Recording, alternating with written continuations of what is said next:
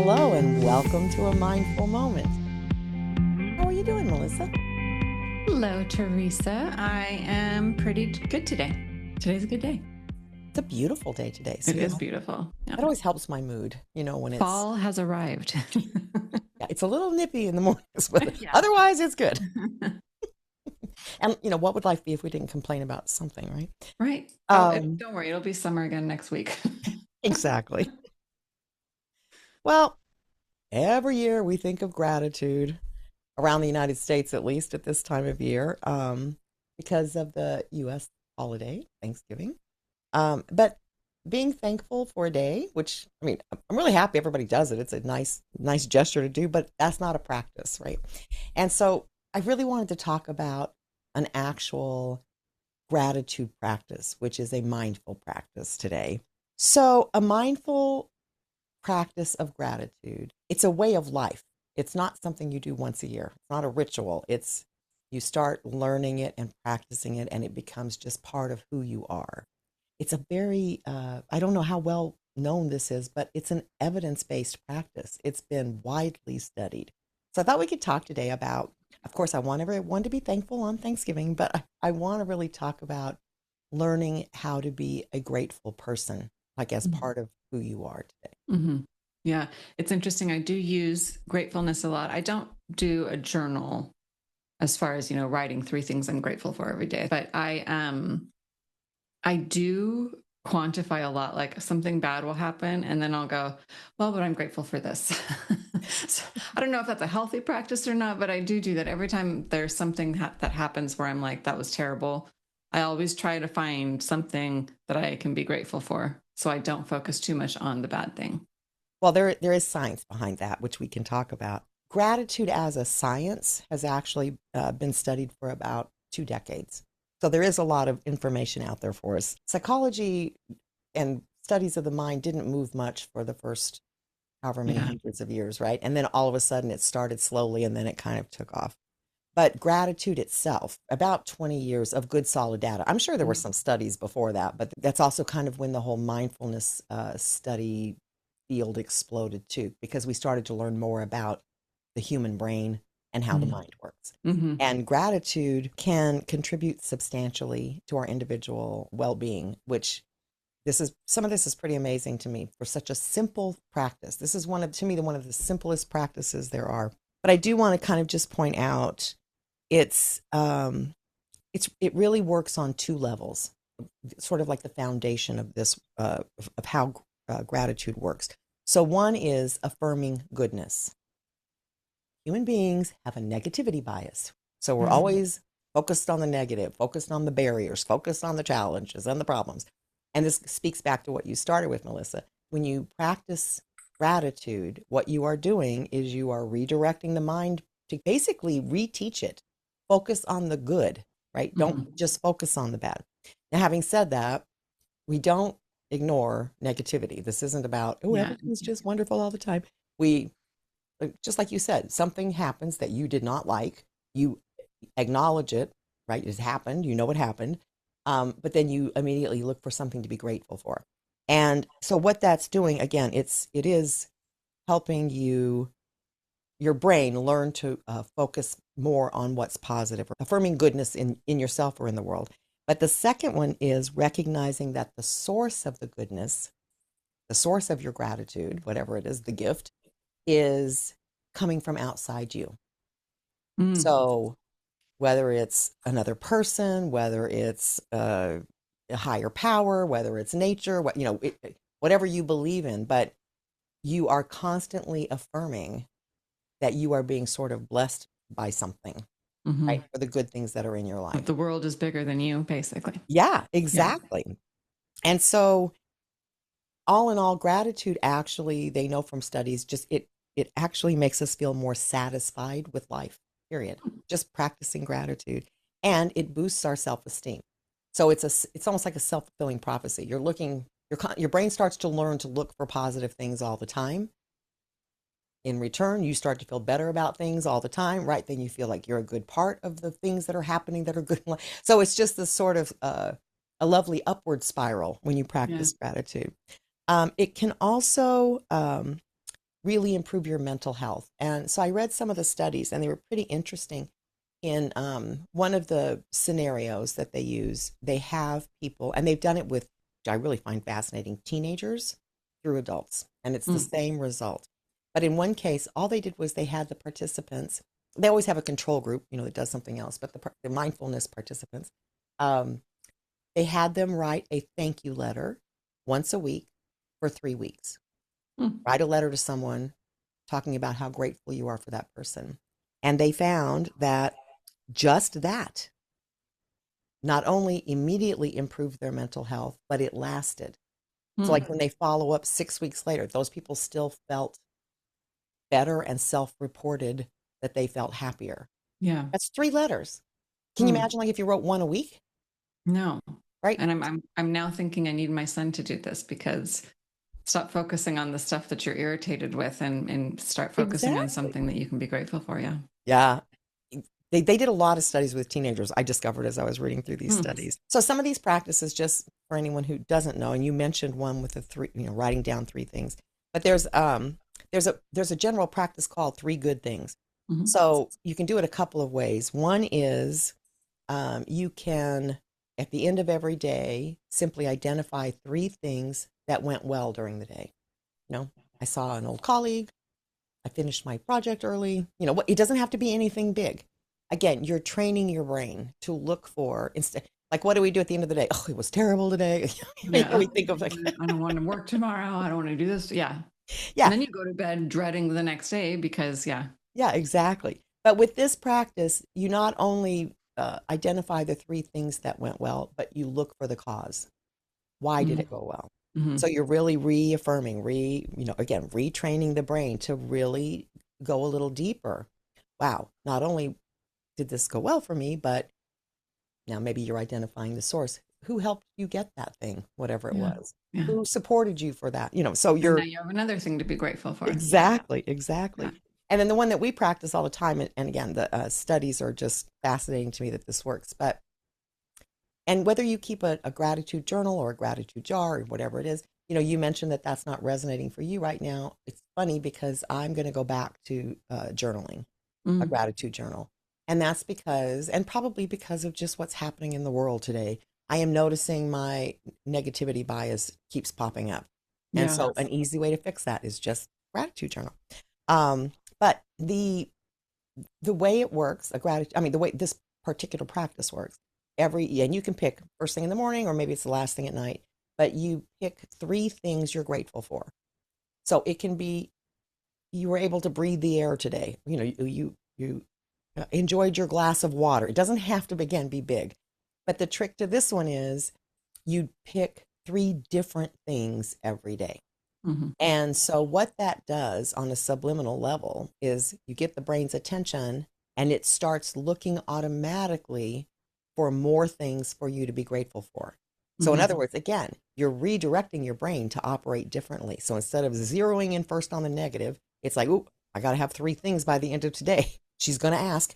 You know what I mean? And so, you are, you're not even having to work at it. You'll start just seeing it every day. Oh, that's one I could be grateful for tonight because your brain is now operating that way. I noticed for me, what I would do is before my feet hit the ground in the morning. So while I was still in bed, I would sit up in bed, and before my feet touched the carpet, Yep. I would do the 3 things. And what I noticed is that when you think like, and obviously there's no judgment, whatever you want to have your grateful thoughts for, but when you're doing like big world things, like I'm grateful for my family, I'm grateful for the house over my head, those big things are wonderful. But when you start to try to find little tiny things, Mhm. just itty bitty things like the water you drank, right? Yeah. And then your mind starts to go to places like, I'm a lucky person. Yeah. I have clean water. And then it just keeps going to all these different places. Like you said, your mind just starts opening up to all of these different things where like, wow, I really do have it wonderfully. Yeah. Right. Right. You do. You just start to recognize how Mm-hmm. blessed you are. Yeah. Even if you're going through difficulties, you Mm-hmm. still have a ton to be grateful for. I want to explain the sort of the scientific side of what I just said because I'm just talking about the reality is you're retraining your brain. But the reason this works is because it's doing something called strengthening your positive recall. So again, that negativity bias is where we want to go. And as you do this, study shows that we're not only retraining the brain, but it becomes more automatic and it accentuates feelings of happiness, optimism, and emotion, positive Mm-hmm. emotion. So again, it's that upward spiral. The strengthening our positive recall bias makes it easier for us to see more good things around us, even when we are, again, having a challenging time. Because it's almost like now you've trained your brain, and all of us do this. The negativity bias is baked in, right? Mm-hmm. So we're not, again, we're not saying to ignore the negative side, but and the gratitude practice is not just about positivity and being happy at all. There's a whole bunch of other benefits we'll talk about too, but we don't want to stifle or ignore the negative. Those emotions are important too. So, but what gratitude does, which is kind of interesting, is it doesn't get rid of the negativity bias because it feels like it would. Oh, you're redirecting, so it forgets about it. It does not. What it does is it magnifies feel positive feelings more than it can reduce negative feelings. Mm. So you're just strengthening one side, the other Yeah. side's staying there. So we still have the negativity bias. Um, but if we're strengthening that side that's focusing on the positive, then what happens is it broadens our perspective. So again, we can see bigger picture. Mm-hmm. That also helps us be more resilient because we do have problems. We're always going to have problems. They're never going to go away. Um, but the idea being that just by doing these simple activities, focusing on something we're grateful for, that doesn't take any time. So I don't want to, don't even want to hear any excuses. I tell people this in the workshops, like, don't tell me you don't have time to do this. You can do this while you're doing something else. It's like, there's no way that it takes time. This is a Um, good thing too to apply to relationships yes. because there's a lot of times when we are like in that mode of, oh, this person I just don't even know. And Yeah. you feel like there's no redeeming quality and what am I doing here? Yeah. And if you can kind of step outside of that and look for those things that you're so grateful for about that person, like, oh my gosh, they make me laugh. Or, oh, they make me feel so good and safe and warm. And, Yeah. Yeah. those are the things that if you can focus on those, the irritation may not go away. Right. But the things that you're grateful for can be larger. Well, it's really interesting because in part of what I was reading, and that is one of the benefits, that it strengthens your relationships. And in particular, it's a tool you can use to strengthen an intimate relationship because come on, after 10, 20 years, you start to get sick of each other and you don't see maybe the great qualities that attracted you to that person in the beginning. So yeah, that is one area. Another one is there's something called, I have to actually look this up. I have it here somewhere, but it's called the find, remind, bind theory. I don't know if you've ever heard of this. Find, remind, bind. Bind, yeah. Okay. So what it does is it suggests that gratitude can help people identify good candidates for new relationships, which is find, appreciate existing relationships, which is remind, right? And that's exactly what you're talking about, and motivate people to maintain or invest in those relationships, which is bind. Bind. Yeah. Interesting. Yeah. So it's bind, remind, bind. Huh. Um, so basically, within this theory, we start out with the gratitude within us, Mm-hmm. but then it spreads out to a dyadic relationship, but it also can spread out to like a whole social network because the more grateful you are, again, you notice the positive traits of other people, right? Instead of, I mean, what, and we do that. We're human, we're flawed, but we just tend to notice, we tend to be so critical. Right? And so when you're focusing on gratitude, you're suddenly seeing other people, whether it's in your neighborhood or at your church or at your kid's school or, at work, where it's like, oh, that person has this quality that I never noticed before. And you didn't notice it because you were so busy Focused on criticizing. the, Yeah. yeah. So, yeah. Interestingly enough to me, grateful people have fewer common health complaints. Hmm. And so I looked into it and I'm like, why? I mean, okay, I know you maybe because you feel better, so you're not noticing aches and pains or something, but that's not it. It's because the physiological changes associated with gratitude include reducing your blood pressure and increasing the vagal tone. So, for Hmm. anyone who doesn't know the vagal tone, that's the set of nerves that connects the brain to the heart and then it goes on to other major organs. And it is responsible for increasing or decreasing, but in this case, if you're practicing gratitude, increasing the influence on our nervous system, the parasympathetic system, which Mm-hmm. is the rest and relax response. So gratitude calms your nervous system. So if Mm. you think of things like, respiratory infections, digestion problems, headaches, like all these different, sounds a whole lot like stress related, uh, which we know like 90% of all diseases come from stress. So if practicing gratitude calms our system down, Mm-hmm. it makes us physically healthier. Yeah. So just to be grateful, right? So I mean, I That's think that's kind of crazy. mind Yeah, blowing. that's good. That's a I good thing. know. Yeah. Yeah. Then another just weird thing that I came across is that a gratitude practice makes us want to improve ourselves. So Hmm. I'm like, how does that work? Like, why would Yeah. that? Why would that be? And it's because in a lot of studies they did, what they discovered is people um, that practice gratitude feel the gratitude, but there's a corresponding indebtedness. Mm. You did something kind for me. Now I want to Okay. do something kind for you, Or right? I am so full of, you know, this gratitude. I need to do something to, yeah, that makes a lot of sense, Yeah. actually. So Yeah. then you start looking at yourself. Well, could I be kinder? Could I come up with new, you know what I mean? Like you start Hmm. working on yourself more, which I thought was really interesting. And it also then can prompt a desire to spend more time with other people, right? Because Hmm. maybe those people that you were criticizing before, you're like, I don't want to hang out with them. So there's this huge social connection that you're spreading just because you're being kind, basically. You're being grateful for what you have. Okay, so we've got improving your mental health, improving your mood, motivating you to improve yourself.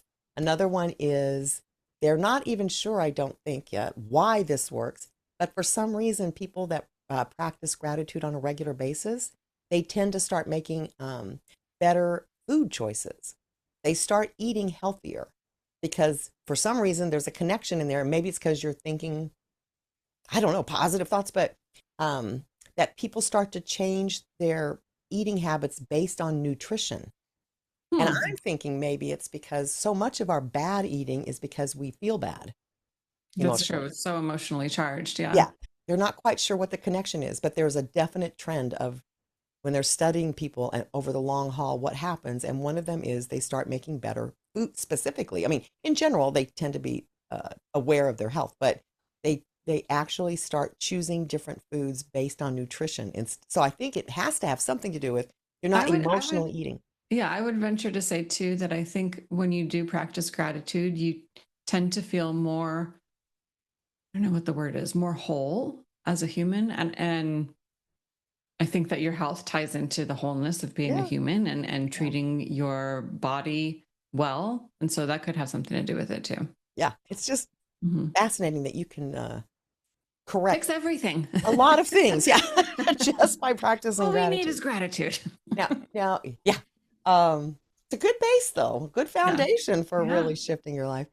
But one of the things, especially because they, had all these studies with kids and teenagers, and they get the same benefits, which is amazing. But one of the scientists that I was reading about actually started a practice in her family, and it ties back to Thanksgiving, which is it's a common tradition in many households that at Thanksgiving dinner, you go around and you say what you're Mhm. grateful for, right? Because it's a day of gratitude. But this is what she did was she took it to two other practices for her family. So she has children at home. They sit down for dinner each night. So every night they have Mm. to talk about something they're grateful for that happened to them during the day. Mm. So for school age children, of course, again, they're human. They tend to come home with, somebody, said something mean to me. It's like, you know what I mean? We Yeah. tend to Yeah. focus on the negative things. So she is helping her children learn this at a young age, Mm. right? And we don't know yet. No one's done this long-term study of if you teach children gratitude at that. Or I don't mean just teaching to be polite to say thank you. I mean, she's teaching them Yeah. a gratitude True practice. deep gratitude. Yeah. Yeah. And then another one was taking a gratitude walk with Mm. your significant other or with a family member, where same thing. So say, if you've got a significant other, you take a walk and what you talk about is what went right with your day. Mm. What are you grateful for that happened that day? So, and I know I know this rings a bell with probably everybody listening, but it's really a common practice for a couple. They come home from work and then they sit and they talk about how awful their work Oh, was. Yeah, yes. How was your right. day today? Oh, it was terrible. Yeah. So what a concept to start. Well, I'm not saying don't talk about the negative things that happen, Yeah. but start with that gratitude walk Mm. because it's going to influence even how you go back and look at how the day went. Yeah. So maybe oh, it was horrible because that person interrupted me 50 times today, blah, blah, blah. It could turn that conversation after a gratitude walk into, yeah, well, part of it was the same old, but I did notice that, he or she, and it's something positive. Yeah.